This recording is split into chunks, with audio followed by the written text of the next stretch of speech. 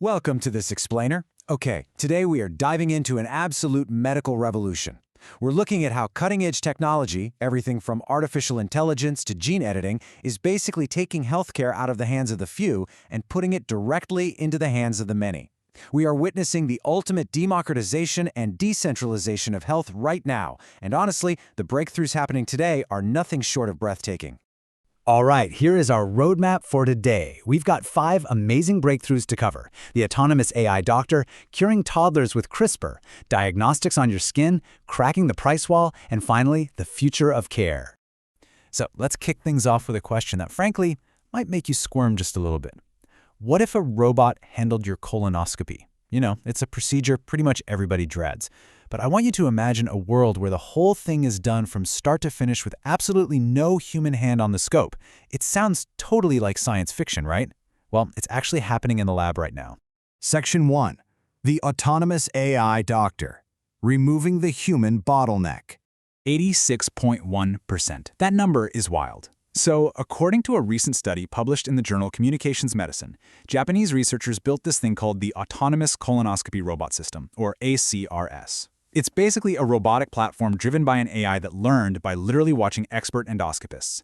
And across 72 attempts, they just let the robot drive entirely on its own. The result? It completed 62 insertions fully autonomously, start to finish with zero human intervention. That is an 86.1% success rate.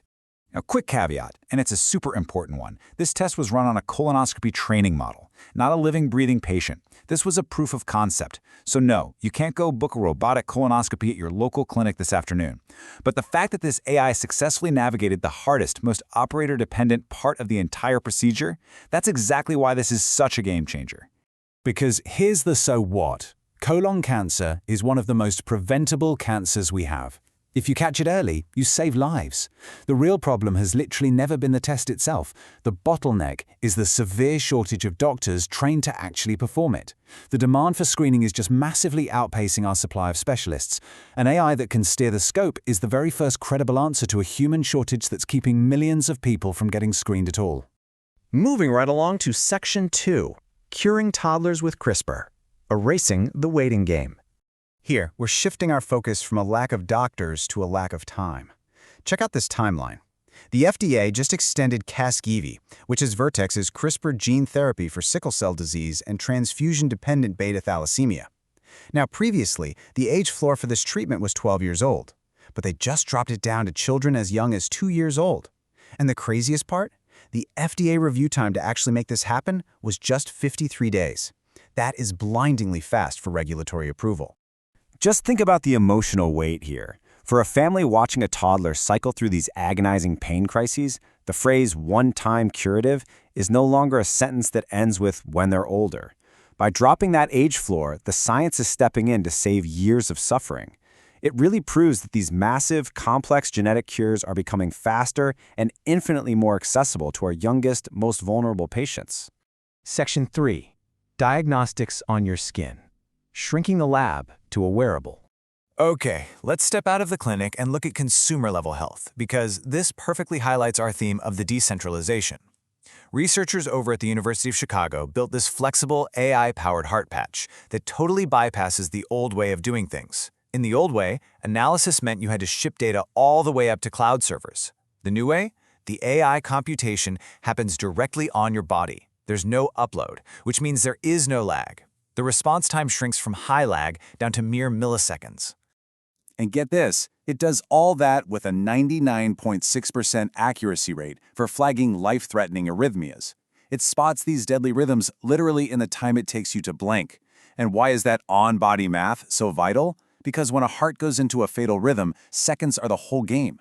Bypassing the cloud and crunching those numbers right on your skin, that just closed a super dangerous gap in response time. But hey, the wearables market is expanding way beyond just the heart.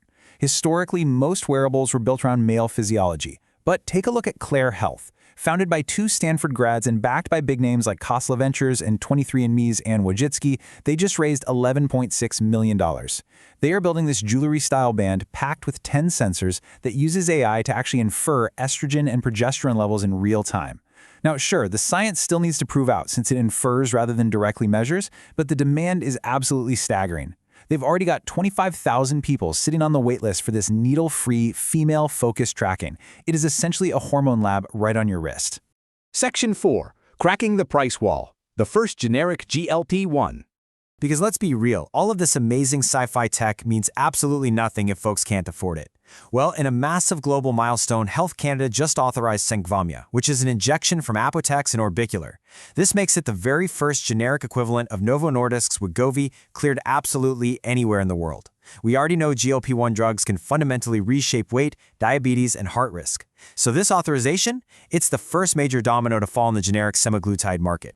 Because historically, what kept most people out of these treatments was never the science, it was the sticker shock. Millions of people have watched these life-altering weight loss drugs perform miracles in the headlines, but they just couldn't fit them into their own budgets. Now, a generic doesn't fix that problem overnight, for sure.